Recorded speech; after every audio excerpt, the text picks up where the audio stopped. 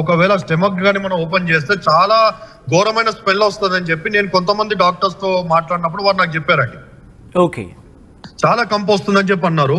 రెండోది మనం చూస్తుంటే సార్, తాగినప్పుడు జనరల్ గా మనము బండ్ల మీద వెళ్తా ఉంటే, కార్ లో వెళ్ళినప్పుడు జనరల్ చెకప్ చేస్తేనే నోట్లో పెట్టగానే అప్పటికప్పుడు ఎంత తాగేమని క్లియర్ గా చూపెడతా ఉంటది. బ్లడ్ లో కూడా ఆల్కహాల్ అనేది 24 hours ఉంటుంది సార్. ఇప్పుడు పోస్ట్ మార్టం చేసినప్పుడు ఆ బాడీని ఒకవేళ పోస్ట్ మార్టం లో ఓపెన్ చేసినప్పుడు అక్కడ క్లియర్ గా స్మెల్ అనేది ఒకటి వస్తుంది. రెండోది 24 hours దాకా బ్లడ్ లో ఏదైతే ఉంటుందో ఆ బ్లడ్ లో కూడా మనకి క్లియర్ తెలిసిపోతుంది. మూడోది గ్యాస్ట్రాలజీలో గానీ లివర్ లో గానీ మనం చూస్తా ఉంటే నో ఆల్కహాల్ ఫౌండ్ అని చెప్పి క్లియర్ గా పోస్ట్ మార్టం రిపోర్ట్ మనకి ప్రిలిమినరీ కనపడతా ఉంది. ఇప్పుడు తర్వాత ఏదైతే ఆల్కహాల్ కనపడిందో, ఇప్పుడు ఆ ఆల్కహాల్ ఎక్కడి నుంచి వచ్చింది, ఇప్పుడు ఇంట్లో ఆల్కహాల్ ఎందుకు లేదు అనేది కూడా పోలీస్ డిపార్ట్మెంట్ మనకు క్లారిటీ ఇవ్వాలండి.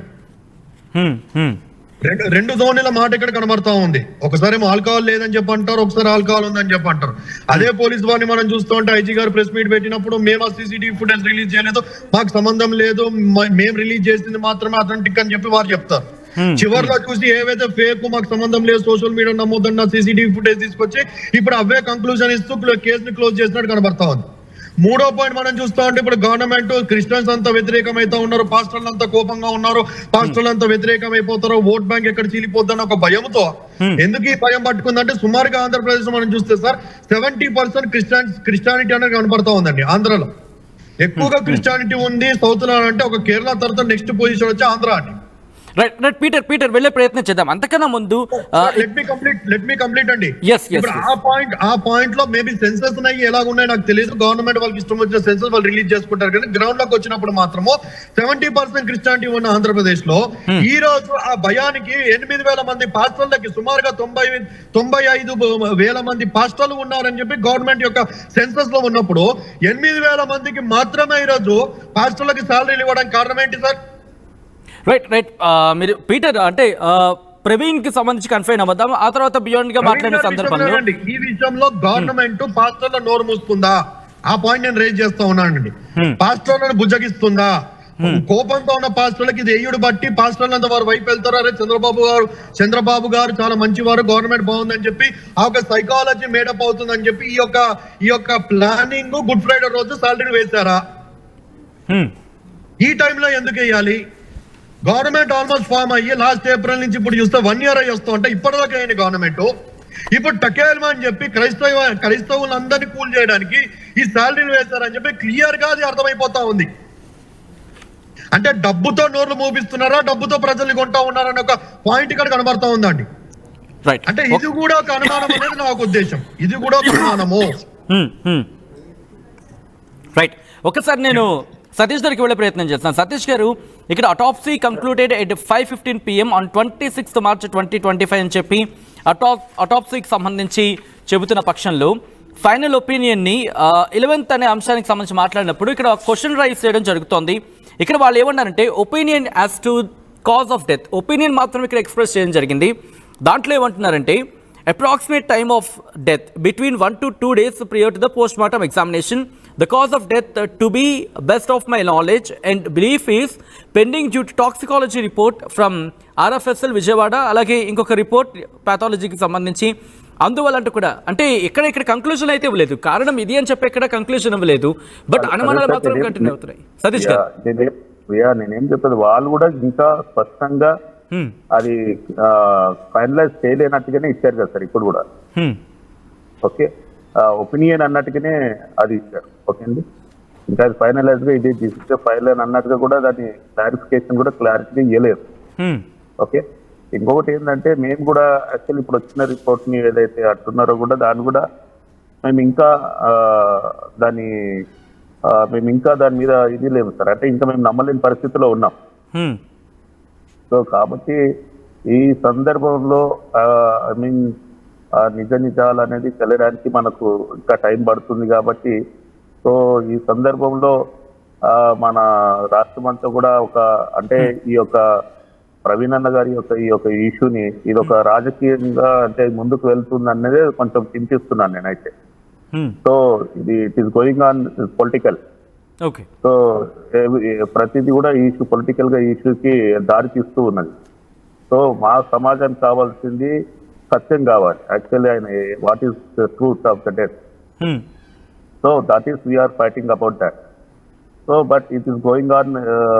సతీష్ గారు ఇక్కడ ఒక మంచి పాయింట్ మీరు మెన్షన్ చేశారు.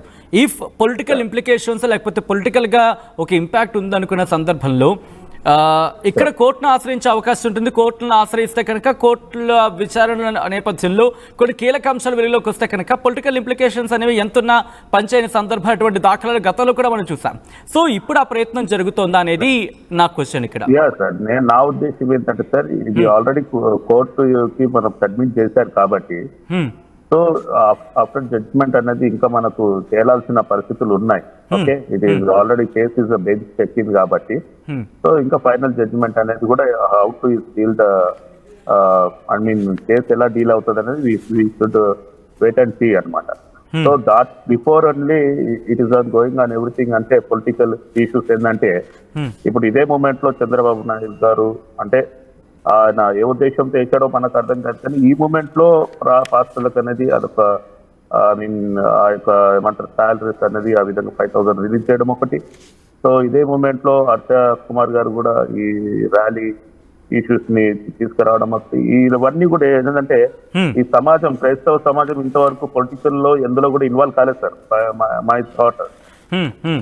సో మా సొసైటీ అనేది చాలా పీస్ఫుల్ గా ఉంటది. మా పొలిటికల్ కి మేము ఎండ్లో కూడా మేము ఫైట్ చేయలేదు, ఎండ్లో కూడా మాది మేము ఏదో ప్రార్థనలు, చర్చలు, సంఘాలు అన్నట్టుగా మేము ముందుకెళ్ళాం. బట్ ఇప్పుడు క్రైస్తవ సమాజం అంతా రోడ్ల మీదకి వచ్చేసి ర్యాలీలు, ధర్నాలు, కొట్టుకోవడాలన్నా మా మా యొక్క కమ్యూనిటీకి అనేది it is coming on bad names sir. So మా యొక్క ఉద్దేశం ఏంటంటే దీని పొలిటికల్ ఇష్యూ చేయకండి, దీని పొలిటికల్ గా దీన్ని మార్చకండి. సో ఇప్పటికే చాలా మంది క్రైస్తవ మా సొసైటీ కమ్యూనిటీలో చాలా మంది దీని మీద ఇది అసత్యము, ఇది సరైన న్యాయం జరగలేదు అన్న బాధతోనే, దుఃఖంతోనే we are fighting about this truth కొరకు మేము ఫైట్ చేయడం జరుగుతుంది. సో దాన్ని వెలుగులోకి తీసుకురావడం చూడడానికి ఇంతవరకు కూడా నేను ఒకసారి ఐ మీన్ పొలిటికల్ లీడర్స్ ని కూడా నేను ఒక ప్రశ్నిస్తున్నా. ఓకే, ఈ ఇష్యూ ఇప్పుడు ఉదాహరణకండి ఇంత పెద్ద ఇష్యూ జరుగుతుంది, మా తరఫున మా నాయకత్వంలో మా యొక్క ఇటు తెలంగాణలో కానీ అటు ఆంధ్రప్రదేశ్ లో 2 రాష్ట్రాల్లో కానీ క్రైస్తవ నాయకులు పొలిటికల్ గా ఎవరం కూడా మాకు లేరు, వాయిస్ లేదు. హలో సతీష్ గారు కంటిన్యూ. సార్ వినబడుతుందండి? మాకు వాయిస్ లేదు. అయితే మాకు వాయిస్ లేనందువలన యాక్చువల్ ఏమైపోయిందంటే ఇప్పుడు ఎగ్జాంపుల్ ఇందాక పీటర్ గారు కూడా చెప్పారు 70% of the Christianity in the Andhra Pradesh. So అలాంటి క్రిస్టియన్స్ ఓట్లు ఇప్పుడు 70% ఓట్లు ఎవరికొకరికి పడి ఉంటాయి కదా సార్ నాయకులకి. సో ప్రతిపక్షం కన్నా అధికార పక్షం కన్నా పడి ఉంటాయి కదా. హలో సతీష్ గారు, అలాంటి మూమెంట్ లో ప్రతిపక్షము ఇటు మౌనంగా ఉంది, ఇటు అధికార పక్షం మౌనంగా ఉంది. సో ఎమ్మెల్యేలు, ఎంపీలు, ఐ మీన్ గ్రామ సర్పంచ్, వార్డు మెంబర్ల కాడికే సైలెంట్ గా ఉన్నారు ఈ కేసు విషయంలో. అట్లీస్ట్ ఈ కేసు విషయంలో వాదించకున్నా వాళ్ళు ఇది దాన్ని ఏదైనా ఐ మీన్ ఇది దాని మీద వారు ఏమి మాట్లాడకున్నా కనీసం సానుభూతి అయినా, ఒక ఓదార్పన, ఒక మంచి దైవజనుడు చనిపోయాడు మీ కమ్యూనిటీలో, సో మేము చింతిస్తున్నాం, కనీసం ఓదార్చడానికైనా మా కమ్యూనిటీకి ఎవరు దిక్కులేరండి. రైట్, ఒకసారి నేను మళ్ళీ పీటర్ దగ్గరికి వెళ్ళే ప్రయత్నం చేస్తున్నాను. పీటర్ గారు, కంటిన్యూ చేద్దాం సతీష్కి సంబంధించి. కానీ పీటర్, ఒక క్వశ్చన్ రైజ్ అవుతుంది. మీరు ఇందాక ఆ క్వశ్చన్ నేను మళ్ళీ కంటిన్యూ చేసే ప్రయత్నం చేస్తున్నాను. 26వ తారీఖున ఈ అటాప్సీ రిపోర్ట్కి సంబంధించి autopsy concluded at 5:15 PM on 26th March 2025 అన్న తర్వాత final opinion on cause of death అనేది 11th April 2025 రోజు వచ్చింది. అంటే కొన్ని కీలకమైన రిపోర్ట్స్కి సంబంధించి ఇక్కడ మాట్లాడుకున్న పరిస్థితి, ప్యాథాలజీకి సంబంధించి కావచ్చు, అది కూడా 11వ తారీఖున వచ్చింది. కెమికల్ అనాలిసిస్ రిపోర్ట్ కూడా 11వ తారీఖున వచ్చి చెప్పి ఆ రిపోర్ట్లో చెప్పుకొచ్చారు. పోస్ట్ మార్టం రిపోర్ట్ 26వ తారీఖున వచ్చిందంటూ కూడా. కానీ 26వ తారీఖున వచ్చిన రిపోర్ట్కి సంబంధించి ఎందుకు ఆలస్యమైంది అనేది ఎటువంటి చర్చ జరుగుతోందండి? సార్ 26వ తారీఖు నుంచి సుమారుగా 11 పీటర్ గారు, మళ్ళీ మీ వాయిస్ కట్ అవుతుంది. 17 సార్ 26 నుంచి వినపడుతుందా? చెప్పండి. 26th నుంచి మనము ఈ 11 తారీఖు దాకా చూస్తే అంటే సుమారుగా ఒక 15-16 రోజులు కనబడతా ఉంది. ఈ 15-16 రోజులు దేనికోసం వాళ్ళు టైం తీసుకున్నారంటే అన్ని కోణాల్లో మేము విచారణ చేస్తా ఉన్నాం అని చెప్పి వారు చెప్తా ఉన్నారు.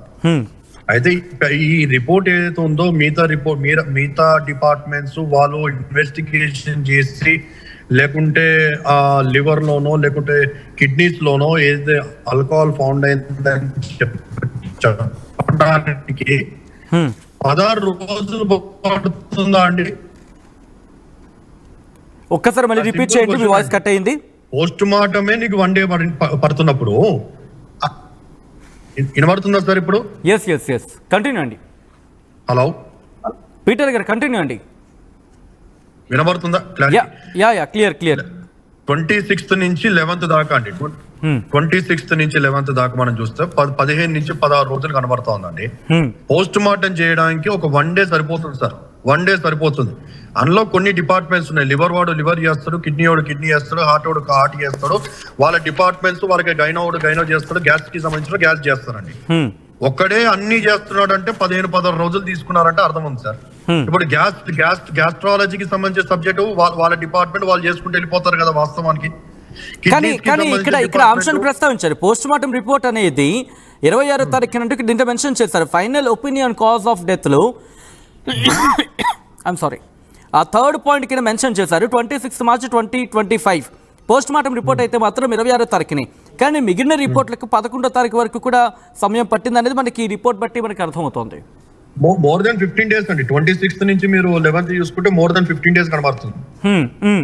15-16 days నేను అదే అంటా ఉన్నాను. 15-16 days లివర్ అది ఆల్కహాల్ కూడా ఎక్కడ ఫౌండ్ అయిందంటే ఎక్కడో కిడ్నీస్ లో లివర్ లో అని చెప్పి అన్నట్టుగా వాళ్ళు చెప్తా ఉన్నారండి. ఇప్పుడు ఆ డిపార్ట్మెంట్ కి సంబంధించిన వారు 15-16 days తీసుకుంటారా అనేది సింపుల్ క్వశ్చన్ అండి. ఓకే, పోస్ట్ మార్టం నీకు కావాల్సిన పోస్ట్ మార్టం